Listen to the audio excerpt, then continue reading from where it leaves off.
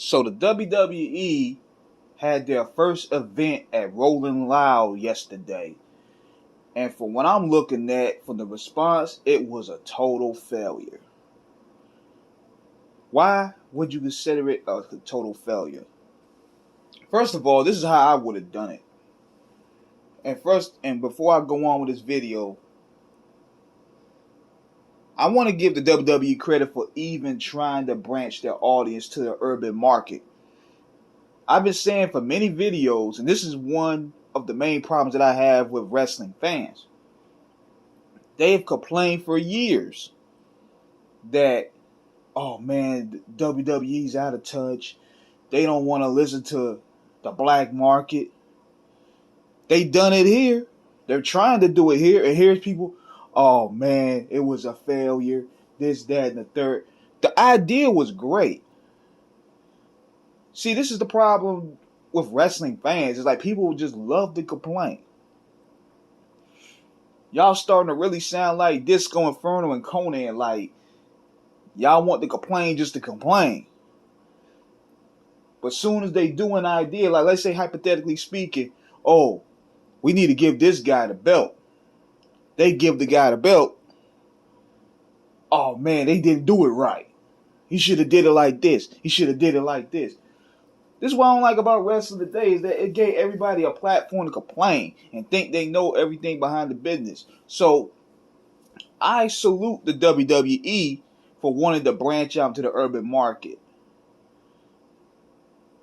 Because hip hop for the most part has always quoted wrestlers. You see rappers wearing belts.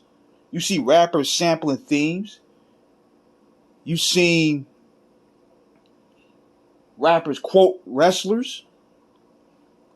It's a big market. But here's where the WWE messed up. Here's what I would have done. You're tapping into unfamiliar territory.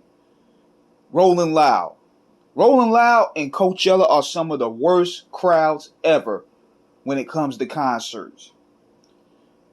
They suck the energy out of performances. If DMX, rest in peace, he performed there 2 years ago, couldn't really get that crowd going.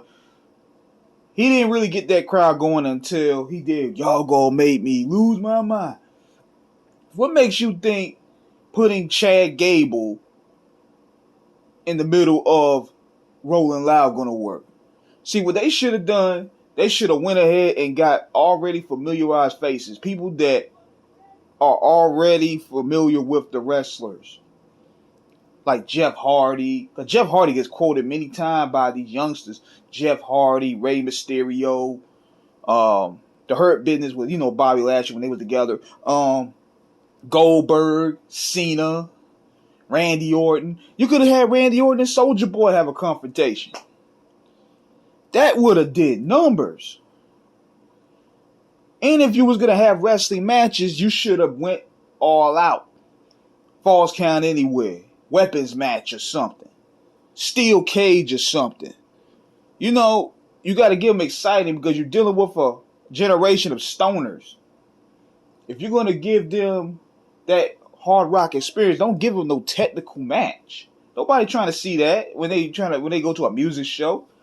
They should have took heed at how ECW did. This is what made Paul Heyman so sharp.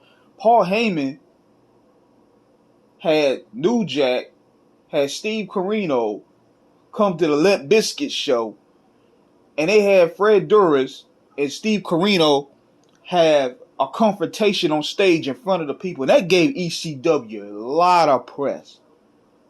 And it made them look edgy and cool. And then I think Fred Durst hit Steve Corino, and that gave them so much publicity at the time.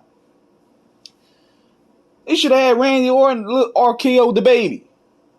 Or something like that. Or have John Cena do his promo calling out Roman Reigns over there. Like, you got to send your heavy hitters for events like that. And I can understand that they're trying to get the audience familiar with new wrestlers, but that's not the way to do it. That's not the way to do it at all. So I applaud the concept. It's just the execution wasn't right. And I got a feeling they're going to get it right. Hopefully they'll get it right. But people just complain just to complain. Now I'm like, y'all clowning them for trying to reach the urban audience. But yet you were begging them to reach the urban audience. But at the same time, you gotta understand, Rolling Loud Clouds suck, man. Coachella crowds suck. I remember these guys having Dr. Dre and Snoop Dogg on stage, and the crowd was just dead. They had Eminem on stage. It was dead. You had an Outkast reunion. It was dead. These are the worst crowds ever.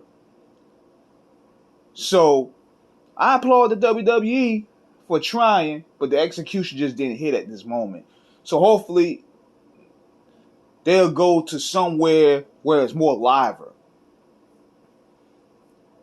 So let me know what you guys think of this video. I'm going to have this video on Off the Cuff Radio page and the Screwball Radio page, because I'm trying to get that page up. Like, yo, subscribe to Screwball Radio, man. That's one of the best hip-hop shows out right now. We supporting the streets. We supporting the underground. We supporting the backpackers, the true lyricists. Follow and subscribe Screwball Radio, y'all. So, this is King Eric signing out. Holla.